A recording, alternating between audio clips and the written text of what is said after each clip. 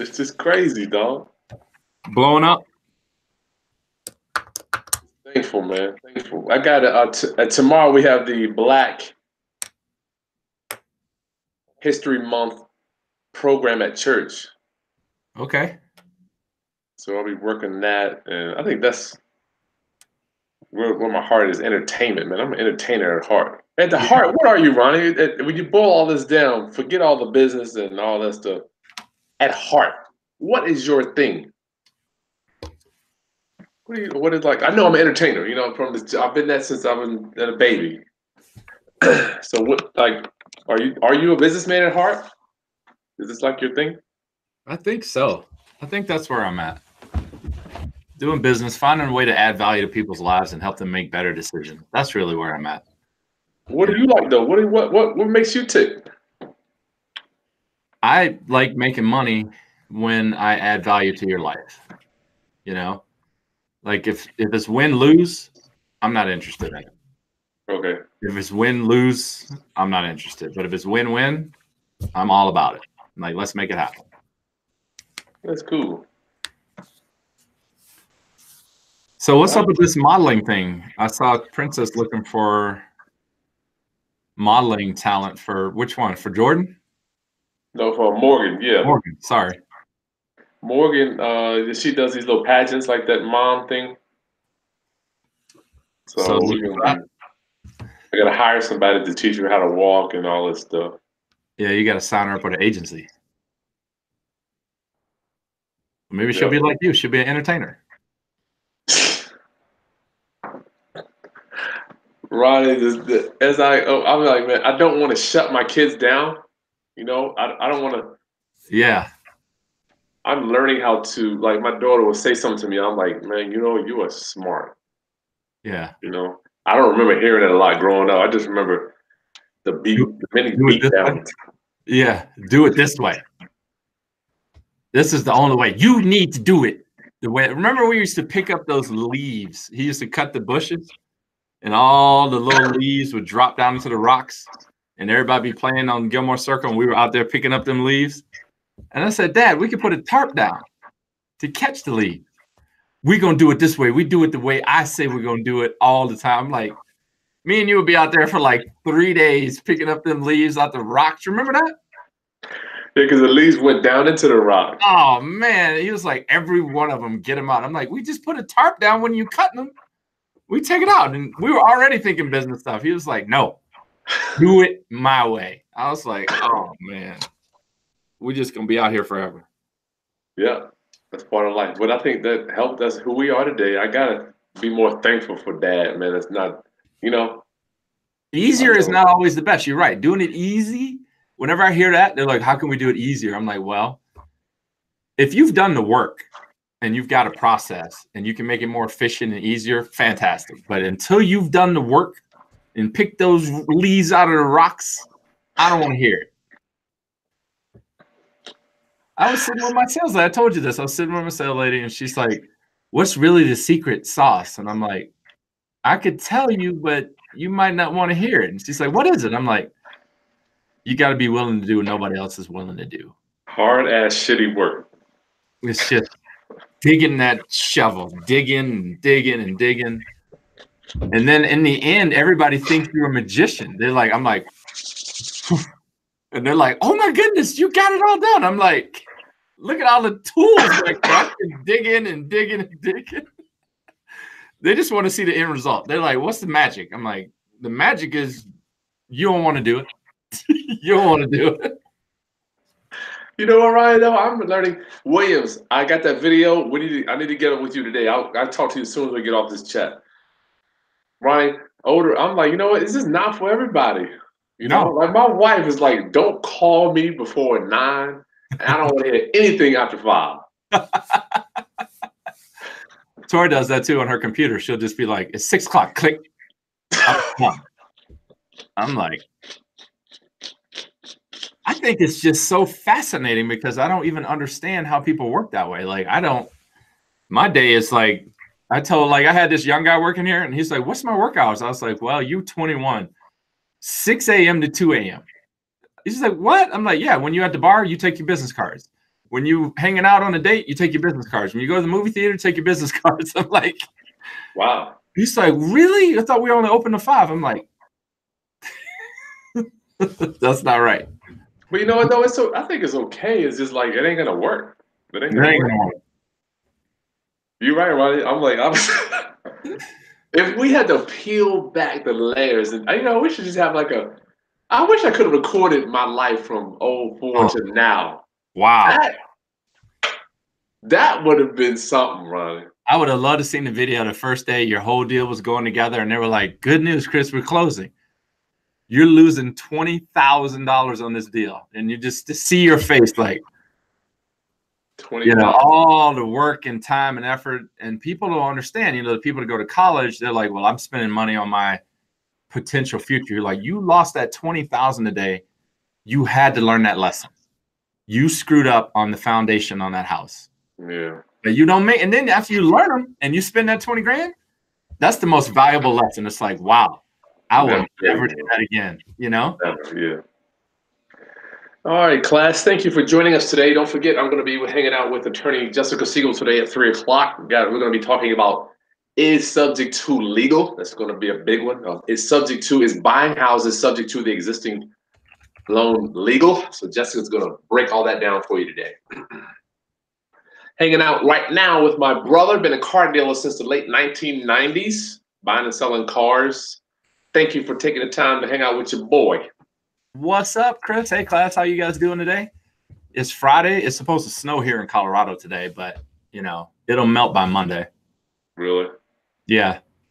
So, class, my brother and I have decided for today we are going to actually, I literally enjoy listening to what my brother goes through. And I'm presuming that he does the same for me. I don't know. But we're going to just share stories, because I really think that, class, you like to kind of see how entrepreneurs get down, so to speak, as opposed to us teaching at you about principles all the time, which I think is that important too. But the real life, huh? Unless they like those, y'all want to hear those classes? You need to do this, or don't talk to me. Nobody wants to hear that. No. It's weird how you literally, I don't know about you, Ryan, but I'm working, cut, go to video, then you got to go back to the office, working, cut, next video. It's almost like the time is I can see time getting shorter and shorter. It's like minuscule. It's the only finite thing out there. You can always make more money, class. So like one thing to take away from today is you can always make more money. Yeah. But your time with your family, your time going skiing, your time doing this or that is very finite. So you got to learn how to, I don't want to use the word balance, but you got to learn how to manage it. What's wrong with using the work-life balance? What's wrong with that? I don't believe it exists. That's a good question between me and you. It's like, do you believe there's such a thing as a work-life balance? I don't believe it. Why did you say? Well, I guess I'll take that back. If for Princess and Tori, there's a work-life balance because their day starts at 9, ends at 5. For me, my work-life balance is more work-life management. Because I can be at home on the computer looking for cars, but then I realize, oh, we got to be at Taekwondo at 6. So I just have to manage the time. Work-life management. Did you come up with that one? Where'd you get that from? I put it just now. Right off. So I want to be a practitioner for you, class. What we practice. And Ronnie and I were talking yesterday. Can you talk about that story that we were talking about yesterday, or no? Yeah, I can talk about anything. What do you want to? What story? We talk about so many stories. What story are you talking about? It was a success talk. I mean, obviously, yeah. I might actually at the end class we'll do Q&A, and we'll also do Q&A with Jessica too. But at the end of this one, we'll do some Q&A with my brother now. Well, you're talking about a lady that came up to you talking about success. How can she be more successful in the car business? Okay, so I have a new hire. Her name is Bonnie. She is wonderful. She's fantastic. She's got great energy. She is. What's a new hire? Give us the framework of a new hire. I don't know. So my new hire, she is coming on board to be a sales consultant. So she's going to be she is a sales consultant here. She's licensed here, and she gets paid commission for her efforts. And so basically her job is to figure out how she can bring her people in to use her to be their buying service. So she's going to work with her clients and friends and family to provide them with new and used cars. And so her question to me was, how can she be successful doing this, and how is she going to work on it? And it's been funny how this has been taking place, because she sent me another email. We sat down and talked about her, you know, for March, what she's going to do for the whole month of March to work on the digging that me and Kris were just talking about, you know, the prospecting. And so during that conversation, she said, well, what do I really have to do to be successful? And I said, well, that's why you're laughing. I was like, well, Before you answer, did she ask for one thing, or she wanted to know what was the question? the question was, how can you, well, she wants to make $18,000 a month. Holy sh! Woo! Good. And how can she do it? You can do it. You can do it. It can be done. Remember, we're speaking of a world of, let's not worry about all the can'ts. Let's worry about how you can do it. Whether that means hiring an assistant to manage your time or whatever that means, but how can you do it? Okay. Well, I'm just thinking about 18,000 a month. It would have to be. My brain just goes to straight value. Like, what value is this human being going to deliver to my community in order for the community to turn that value into 18,000? I'm trying to grasp it. Well, the value she's providing cars for people. You know, we buy and sell new and used cars. I understand that. But I'm saying in general, is it a number of sales? It is. Okay. Yeah, we backtracked it. So like this much per sale, this is how many sales you need. Based on her commission, her pay plan, she needs to sell 10.25 cars a month in order to get to $18,000. So she can do that. But now it's like, okay, we're not going to be able to do that right away. But how can you build to it? And then the question came up, well, what's the real thing I have to do to be successful? And I was like, well, can I tell them now? Yeah, I'm sorry. Go ahead. Yeah, I'm sorry. I was like, well, I can tell you, and I can tell you, class, what it takes to be successful, but it's a very hard pill to swallow. You have to be willing to do what nobody else is willing to do. Nobody. And it's like when you start to think about it in that light, it starts making sense. You have people that have God-given talent like Zion Williamson. That's a good name to use right now because he's been in the news for the past few days. His shoe blew out on the court. He's got incredible upside, incredible gifted talents. There's only been one other human being on the planet that we know of that has this type of talent, and that's LeBron James. So this cat has incredible upside. But for the majority of us, everybody in this class and me and Kris, if we don't have that type of talent, what do we do in order to be successful? So think about it back to the athlete thing. The most successful ones, like I can pick out another guy like Hines Ward. He comes to my mind. 6 foot tall, wide receiver for the Pittsburgh Steelers for years. He didn't have Zion Williamson talent. Okay. So remember, when we talk about Zion, it's like not many people, maybe there's a couple of people in this class right now or in the world that can say, all right, I got that kind of talent. It's going to be pretty easy for me. I can just go out here, show up, I'm going to make a lot of money. All right, that's one way you can do it. The other way is Hines Ward. Hines Ward was a receiver for the Pittsburgh Steelers, undersized, not super fast, but always excelled at his job. And that's where I think our class is and where we are. And the reason why he was so successful is because he always did what nobody else wanted to do. And you can use that word like Kobe Bryant. Like I heard the story about Kobe Bryant. These guys would go into the gym. They just joined the team. And they're like, man, Kobe beat me in the gym. I was coming here to shoot threes, and he's already here. And then they're like, Kobe, how long are you going to be here? 30 minutes after you leave? Like he would always tell them, I'm putting in the work. So even if you've got God-given talent like Kobe, in order to be successful and to get to the wild riches of the world, you have to be willing to do what nobody else is willing to do.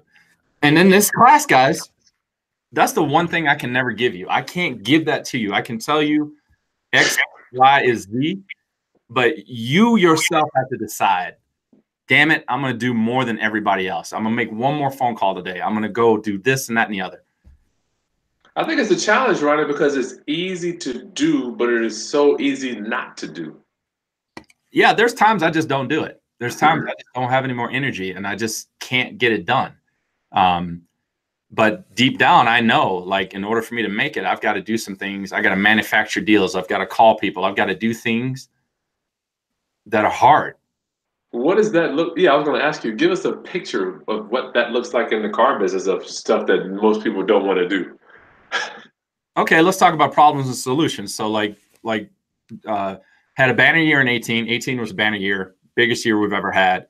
We go into January, and I'm spending a lot of time skiing and doing taekwondo, and the business dropped down. And so, come into January, we're talking about real life right now. I was like, okay, I've got to get back to the basics. I've got to get back into manufacturing, business, developing appointments, calling people. So I got back on the phones, sending out emails, checking in on people. By the end of February, I have a whole lot of car deals. But, Wow. when you talk to the world, I mean, look at your world, Kris, like the houses. Like, I don't have it. Nobody's giving me money. Nobody's selling their properties. It comes down to how many phone calls you make. Yeah, it's just a number game. Right. You know what? What I have found works for me is just like I know if I just do X amount of things, it's almost like I'm thinking for you too. If I do X so many times, my brain is already telling me by the end of this time, I know something's going to come to fruition. It's just impossible not to. You have to believe it, man. And sometimes it doesn't work out. And I think that's where you separate the Kobe Bryants from the bus, the guys that don't make it. Or you all have these stories of like your cousins call you. It's like, I'm starting this business, come buy my stuff, do this. And then 6 months later, they're done. Mm-hmm. Because they did the work, right? The results came, they did more work, the results didn't come, or they thought they weren't coming. And so they stopped. Yeah. So I think the separation, the people that make it are the people that know they can vision. They're like, it's not coming right now, but I'm doing the work. So it's going to come. Inevitable. It's inevitable. Inevitable. How do you teach that to somebody, Kris? How do you get them to believe in themselves that, okay, I keep digging, it's going to happen? Well, there is a book about it called Acres of Diamonds. Where the guy owns some land and he's digging. You know the story? No. Acres of Diamonds. A guy bought this land, lived on the land, he dug this land for years and years and years looking for diamonds. Never found a diamond, right? So forget it, man. I'm done. I'm gonna sell this land. I'm gonna move to somewhere else to look for some more diamonds. Sells the land. New guy comes in, starts off exactly where he would stop digging, finds all the diamonds right there. So it's kind of like, and I have seen it in my own life. It's like if I don't consistently, so, and I do. The good thing about it is, class, that odds are stacked in your favor, that other people aren't going to do it either. That's right. It's 80, like 80-20 rule. 80% of them are not going to do it. They're going to stop digging. They're going to be like, I can't sell this house. And you're going to make the phone call. You're going to get that house and go make $20,000. That is very true, brother. So I know like people are not going to want to go knock on doors. I just know it. I've lived it for so long. I tell people to do it around the country because it's hard. Yeah. It's funny you bring that up. So let's go back to talking about my sales consultant. We set forth a plan for her to go do some easier things, networking groups, this and that and the other. And I said, there's one thing we got to add to your regimen. She goes, what's that? I said, some of the hard stuff. I call it eating your vegetables. And so basically Craigslist phone calls. There's people on Craigslist selling their cars every day. I'm like, you need to make 25 phone calls a day. Why do I have to do that? Because it's going to make you better. You're going to get on the phone. You're going to get hung up on. You're going to get no's. You're going to get all this stuff that's going to form you into this master salesperson down the line. But once again, I can't make you do it. They could, once she does it for a while, I don't think that she should do it that forever. But once she tastes it, I would say she can pass it on to a virtual assistant. They could just call all day, every day. Absolutely. Yeah, that's a good strategy there too. Yeah, but you got to taste it yourself. Yeah. Don't you think? How many doors did you knock on before you turned it over to VAs? What'd you say? How many doors did you knock on before you turned it over to VAs? Oh man, years, dude. I did it for years. I mean, I still do it. I enjoy it, man. I mean, I don't know why. It's like I enjoy it. I can't even knock on the wall because Billy will go crazy. I like knocking on the door like, hey, I'm here to help you. They're like, who the hell are you? I'm here to help. Help is on the way. I'm here to help. You're like Country Wayne. Help is on the way. So it works, man. I mean, it works, but that's one of the hard things. There's so many stories I could talk about, hard stories, Ron. Like I pay people for me to put "We Buy Houses" signs in their yard. I know nobody else wants to do that. I've literally knocked on people's doors in a nice intersection. Yeah. Like, look, I'm here to pay you $20 a month. Would you mind if I could talk to you about it? I have never had anybody say no. Wow. Yeah. All right, cool. What else do you want to talk about today? What happened to you this week? Did you have any successes or failures this week? Yeah, this week was an unbelievable week. I got two houses that I have for sale. I got offers on both of them, and I had 3 offers on one house. So I was able to negotiate that. So both of them are under contract right now. We're doing the home inspections, and hopefully we'll get our money back and move on to the next house. Just another day, you know. I used one of your tactics the other day. Maybe it's not a tactic; it's the wrong word. But this guy was sitting in front of me. It's like, man, you guys see my trade-in, man. It's so nice. And I said, let me guess, 4 tires, 4 doors, some windshield wipers. I don't know why people think that their house is so much.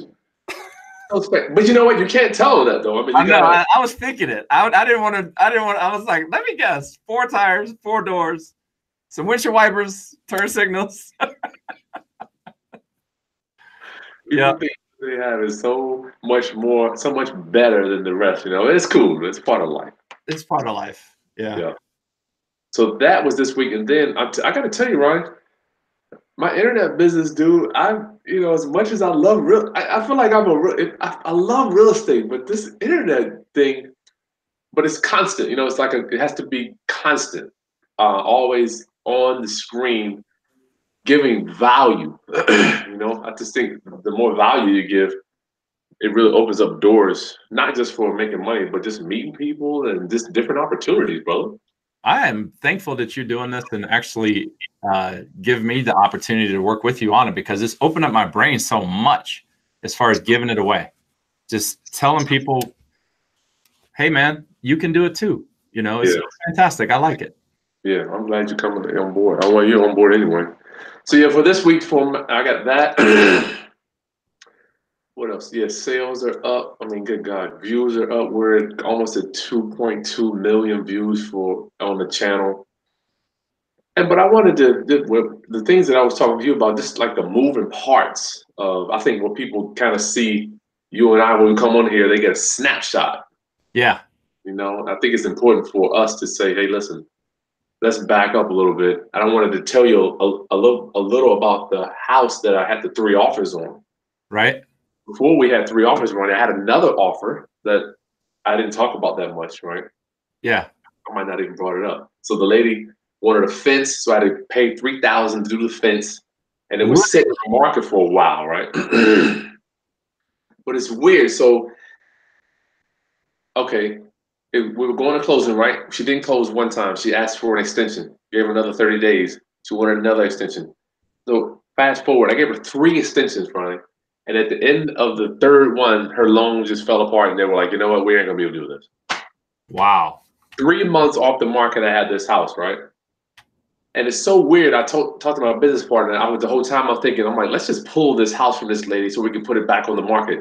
I don't know. I don't understand why when you get out of a bad situation or something that's taken from you, it's almost like the universe rewards you with stuff. Has that worked for you? Like, I got out of that offer, right? Immediately after I got out of that offer, 3 new offers that were much better came right in. I had that happen last week. I had this car, and these people were like, their credit didn't work out or whatever. And then I'm like, okay, I've got to get rid of the car. The next day, I got a phone call, and they were like, we're looking for this. And I'm like, I have it. Holy cow. It's sitting right here. Like, I can't say that works all the time, but I think the universe opens up. Like when you're talking about working hard and putting in the work, the universe can reward you. I've had that happen, and I think that sometimes being thankful, just being grateful, like I stop and say, thank you, God. Thank you for another opportunity to help somebody, because that's exactly how I felt last week. Wow. So it's happened. Yeah, I think that's the same way in relationships too, man. When you're dealing with a loser or a deadbeat, I put it. The analogy is like if you're holding a $10 bill, you have to let go of that $10 bill in order for the 100 to come in. You can't hold but one piece of thing in your head at once.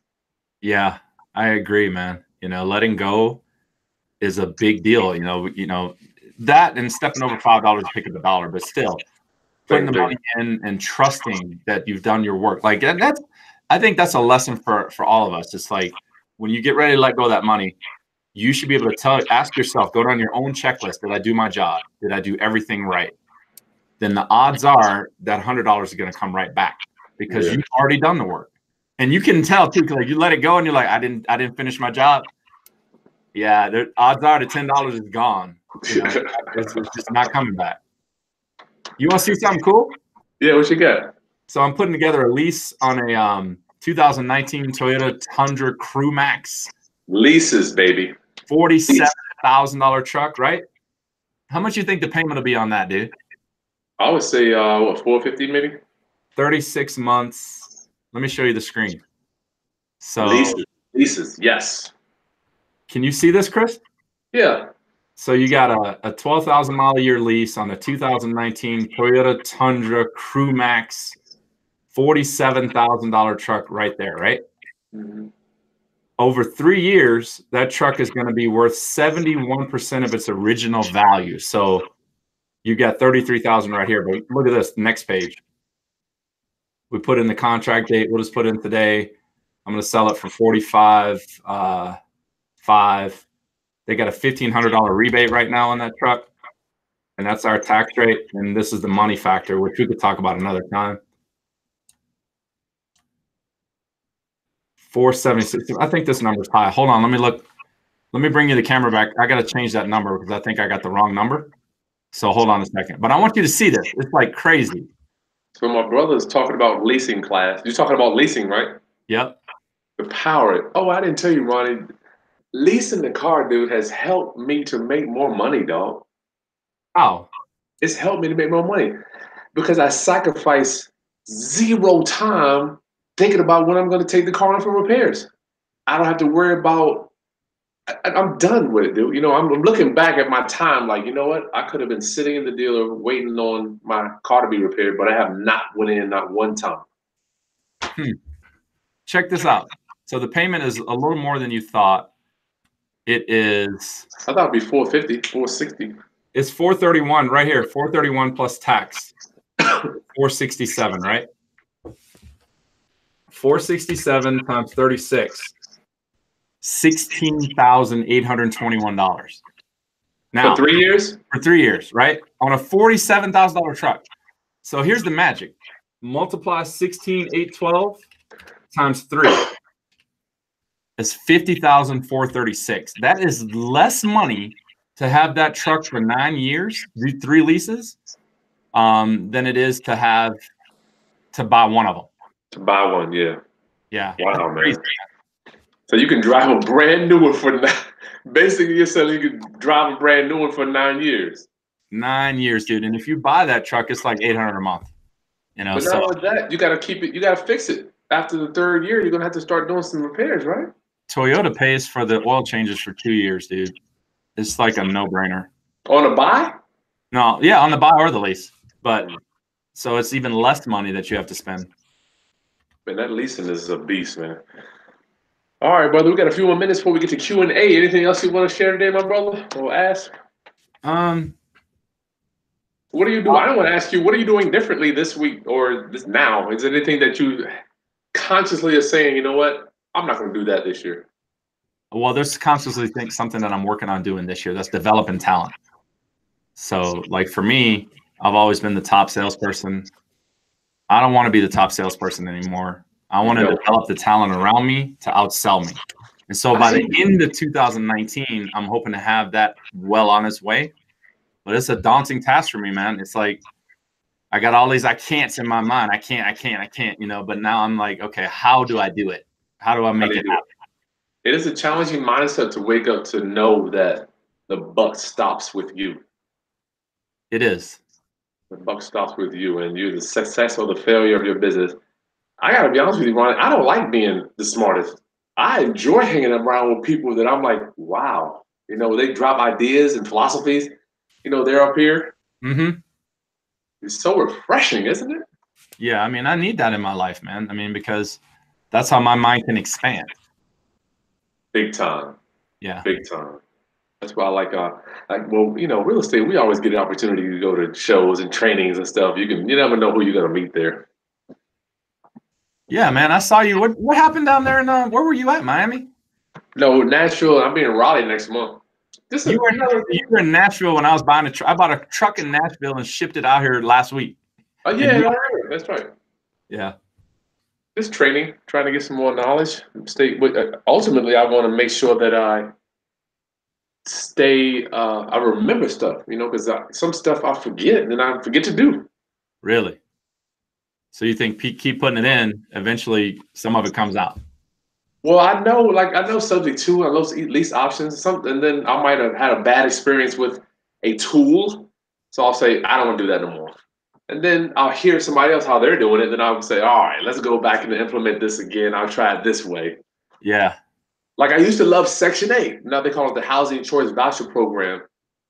I don't want to do that no more because I'm done. It's like I want to get out of that and move to lease options. So right on. Okay. Good. On the roll. You want to do some Q&A, my brother? Let's do it. Mario, what up? Need to purchase your seller. Oh, you need my subject to docs. Mario, you need to purchase my seller disclosures bankrupt. Okay, yeah. If you want I'll put a link at the video description, or you could just email me if you haven't already. I get a million emails. It takes me time to go back, but I'll put the link to the subject to doc packet in the video description. Is that okay? Brother Mario, I'll do that, my brother. Casey wants to thank you in advance. So do you think mine is going to work out, or what is your gut feeling? My gut feeling is yes. She's got a lot of ambition, a lot of drive, and she's really smart. She's a master's degree in computer science. Oh, that's what my wife has. Huh. What brought her to doing cards? I'm just curious. Well, she was doing a chat on Facebook, and I posted some comments, and then we just started talking about it. And I was like, what are you trying to do? And she's like, well, I'm trying to be better at sales and this. And I'm like, well, I'm looking to hire. We set up an appointment. We sat down, and the rest is history. That's weird. She comes from computers because I know my wife is a computer person. She talks very well to computers, but not to people. It's like she'd rather talk to a person. Talk to a computer. It's just a different language, yeah. Some people master that stuff. Let me get this in here, and then I'll get back to that. Father Truth had a question for you. He's like, to CYA letter, does it cover the seller's death or infirmment? I guess if they're incapacitated. Oh, I know what he's talking about. It's a good question. Infirmant. I need to get my vocab up. Ronnie, can you repeat that because my thing's not working? Okay, I see it. Father Truth. I can't remember. I can't. I need to see it. Regarding subject to CYA letter, okay, cover a seller's death or infirmant. Gotcha. So we're talking about the seller on death. Father Truth. Where you at, dog? Okay, Ronnie. So they're talking about when we're buying houses subject to. I might as well talk to you too, so you understand exactly. Yes, we're sir. Buying houses subject to means we're buying it subject to the existing loan, and this is what we're going to be talking about at 3:30 with Jessica too, 3 or whatever. I think your father. What was it? Father Truth. Father Truth. I feel like I'm in church talking to. You're under the mindset that you are still somehow linked to your seller, Father Truth. There's no difference buying a house subject to than buying a house the normal way. There's no difference other than the loan stays in their name. That's it. You're going to go to the closing. You're going to get a deed. And if on my doc packet, you're going to get a power of attorney. That power of attorney allows you to take that into the insurance company, to the lender, anybody that has anything to the city assessment, and you can give them that power of attorney and say, listen, I'm your boy now. I'm your boy now. You know, so if they die, you got the power of attorney, and you shouldn't have to deal with them anymore after they deed the property into your trust. You better not be putting it into your name or your company name. I'm gonna come get your father's trust. And maybe the question is, like, does the loan stop on their death? Like, does he just have the deed and own the house now with no loan because the person died? Maybe that's a better question. Like, can you do life insurance up on those people? What was that last statement you said? I said, can you set life insurance up on those people? Like, let's say you do a subject to with me, I die, but you set up a life insurance policy with me for $500,000 or whatever. And your company or you are the beneficiary. Can you set up a deal that way? Ryan, man, that is genius. Well, I do it with like employees. Like they have key insurance for key employees, like or partnerships. Like if me and you go into partnerships and buy a house together, I can put a life insurance policy on you, and it costs, you know, let's just say $200 a month for like $500,000. Yeah, I think it's something to look into. that's smart. That's genius. So basically, when your seller dies, I'm guaranteed that loan's getting paid off. Done deal. Ryan, that's sharp, man. That is. I mean, you can't do life insurance policies without people knowing about it. They all have to be on board. But trust me, they ain't gonna care. Lots of businesses, they're not paying it, but lots of businesses do it. Yeah, I think that is a phenomenal strategy. Because when I'm sitting at the go ahead, yeah. If I'm sitting at the closing table and I'm like, you know, Miss Smith, I know you're gonna do what you're gonna say, but if you go out there and get hit by a bus, here's this life insurance policy that I'm gonna get on you. Is that okay? Absolutely. I don't think they would. I wouldn't care. I wouldn't care either. Well, you know, they could kill you, but you know. I mean, we're talking about 100, 200,000, not millions of dollars. Right. That's a good one, Ronnie. Yeah. So, but aside from this, if your seller dies, as long as you keep making, you got to think about the bank is in the money business. They have nothing to do with real estate. They don't care about real estate. All they want is their monthly payment. Father Time, Father Truth. As long as you're making that payment, hopefully, I can't say that it happens 100% of the time. Typically, generally speaking, the bank doesn't care about you. You know, they don't care. When the last time you seen a bank? I mean, I've had sellers call a bank and be like, I sold my house. You know, they're like, what do you want me to do? Huh? I have customers like that. They're like, I love my credit union. I'm like, that's great. The rate's higher than what I have. And do you know your bank only loves you because you put money in it? You stop putting money in it, the love goes away. Quickly. They don't care. Where are we at? What's the best ELO? What's the best way to approach? Oh, that's a good question. He knows the LO knows an older couple who owns a lot of rental property. What's the best way to approach them about buying one of their properties to get started in the business? Excellent question, dude. Older people understand, and you need to listen to, not need to, I suggest, I'm not saying you need to anymore, man. Yeah. I'm done. I suggest you, it's easier to swallow too. It is. I suggest you go back and listen to a few of my interviews. We're talking about annuities, which I'm an amateur at annuities, but old people understand putting money in a box and getting income monthly, right? So what I suggest, LO, is you set up owner financing, but you're gonna have to do it skillfully. When you talk to a Miss Smith, you know what? I could go out and borrow the money to buy these houses and pay you off. But I tell you one thing, you know what? I'd rather just borrow the money from you. You already own the property and you know and love it. So why not just borrow it from you and pay you every month instead of paying the bank? So you can try that. Go ahead. I can shed some light onto it. So I think what you're trying to say in so many words is what's in it for them?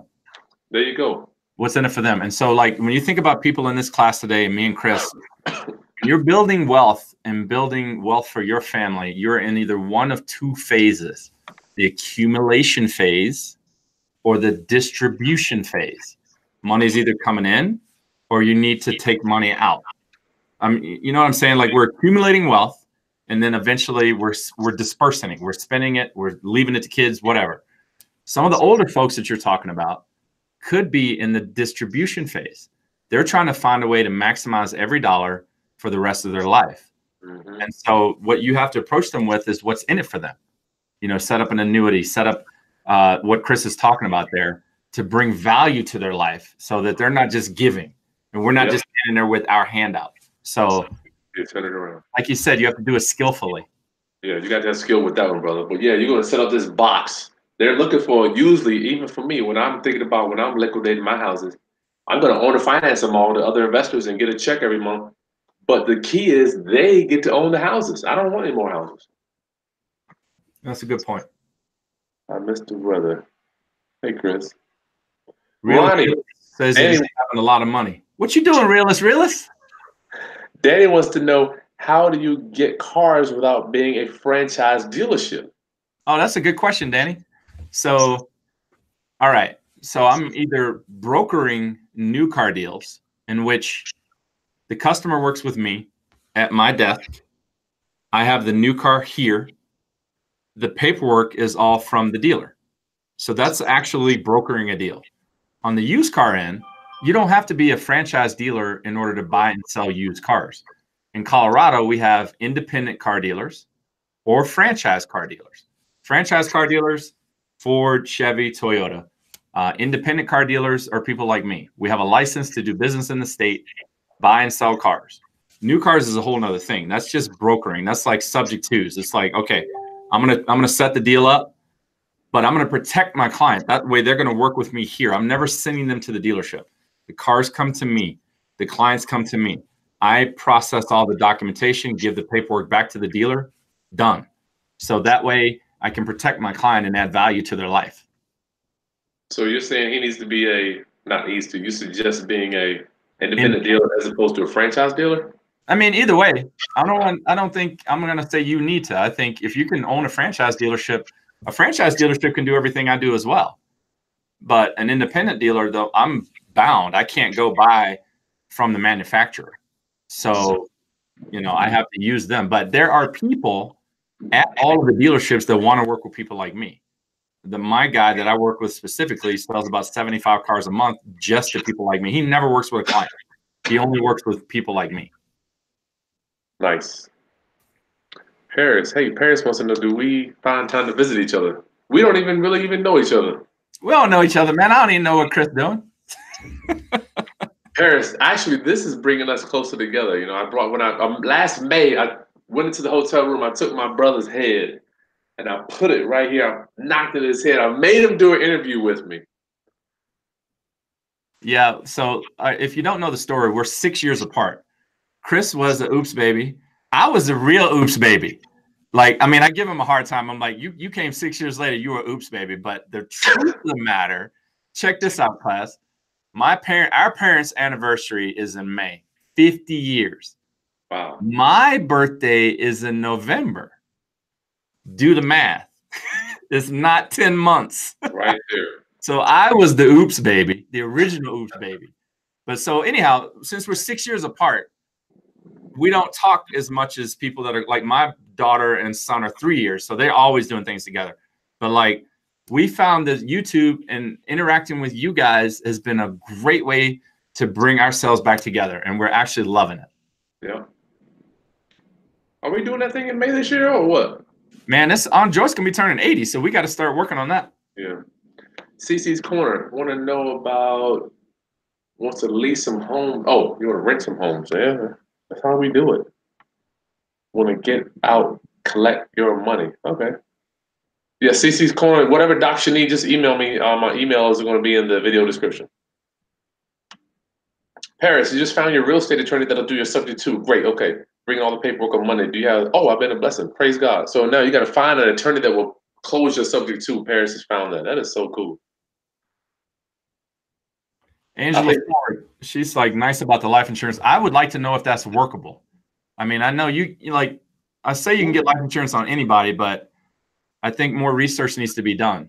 You know, like how can you make that actually work? I don't think there's a problem with the concept. I just think the moving parts have to be figured out. I think you should talk to your lawyer friend. and ask her about it. You will ask her. That'd be a good something to sign at the close. I'd have that at closing. Like, here, you signing this, sign that too. Yeah. Smitty. Oh, you need all the forms. Smitty. Oh, let me put my email address in there. If you need the land trust, you need the Smitty. The subject to link is in the video description. If you need the land trust, does not come with that. Just email me, and I'll send that to you. Nelson saw subject to on Zillow. What? Wow. You notice that, Kris? The industry is constantly changing. Like, have you seen commercials for Carvana? Yeah. What's They up put a with coin in. Like, dude, I've been doing this. Like, guys, I've been doing this since 1993, and everybody's coming up. This is a good lesson. Everybody's coming up with different ways to do it. I think we need to pay attention to it. I think we need to embrace the internet, text messaging, stuff like that. But nothing beats working your own niche and just working consistently. Everybody's trying to come up with a better way to make a slice of bread. That Carvana is pretty sharp, though, Ronnie. It looks interesting. It does not appeal to my clients, but it's interesting. You know, there's always somebody trying. There's lots of lessons in this thing. You know, like if you think you got it good and you're working really hard, even me, right? Oh boy, Carvana's on my heels. You know, they're trying to, you know what? So you've got to always be up in your game, knowing what they're doing. You should find out what they're doing. So when you see new stuff, you should investigate it, not so that you can down them, but so you can explain to your people why you're different. You know, it doesn't even need to be why I'm better. It's like you already like me. You want to work with me. Let me show you how I'm different and what I'm going to add to your life. You don't have to be better. I'm nervous about. I still, when I see that commercial, it brings me back to Amazon. It all comes down to the internet. Yeah. Is this keeping you up at night a little bit? I mean, it is for me. Not for me. You know, I think, well, so I guess it would keep me up at night if my goal was to sell all the cars in the world. Amazon is going to find a way. Walmart's going to find a way. Costco's going to find a way. But what I have to do is master my niche. My niche, you know. And remember, when I told you this before, when I do my job, I have nothing to worry about. Because my clients don't subscribe to quicker, easier, faster. You know, my clients want the customer attention. They want the handshake. They want the, I got you. You know, they call, like I had a guy call me this morning, man, my radio's not working. I'm like, come by. What time can you come by? 3 o'clock. Thank you, Ronnie. Okay. He'll be right out here at 3. We'll sit down. I'll go through it with him. I'll either fix it or I'll get him some solutions. Can't get that from Amazon, right? You can't go, you can get it punching buttons, but nobody's going to talk to you. So what can I remember? You can worry about it, but what can you do about it? You can elevate your customer service. You can work on your delivery. I like that. Yeah. My mentor always said you can't out Amazon. I really never tried to, but I think the personal service, like I think you and I have it from Dad being so personal with people. Yeah. I think it's a gift and a curse. You know, sometimes it's bad to be too personal, but then it works in business because no one can do Ronnie Haskins better than Ronnie Haskins, I don't think. That's right. You're absolutely right. You know, but I still wanted to touch on that point, and then we're gone about the internet, right? I'm seeing it creeping. I feel like it's just this little thing that creeps around, right? Yeah. And then all of a sudden, wham, pay less, out of business. You know, Circus City, as the businesses start to fall, I just feel like I was walking through our mall, the MacArthur Mall in Norfolk. Ronnie, it's like ghost town. Nordstrom's is going out of business next month, you know? They're not going out of business, but they're closing that store operation, you know? Yeah, I'm sorry. Yeah. They're changing. It's changing, yeah. So, and I'm thinking to myself, even when I go shop, right, I take a picture of whatever I like, I see if it's on Amazon, and I just get it on Amazon, and it's over, you know? Best Buy is the same way. That's why they had to go to price match. You go in there. Best Buy was called the show floor for Amazon. I go there, look at the TV, go back home, push a button, it's 500 less, it shows up at my house. Yeah. So what they started doing to counteract that is they're like, don't forget we price match. I'm like, well, all I had to do is hold up my phone and said, I got the price right here on Amazon. Is it Prime? Yep, it's Amazon Prime. Is it shipped by Amazon? Yep, shipped and serviced by Amazon. They're like, okay, we'll honor the price. And so I buy stuff like that. Wow, man. I have to.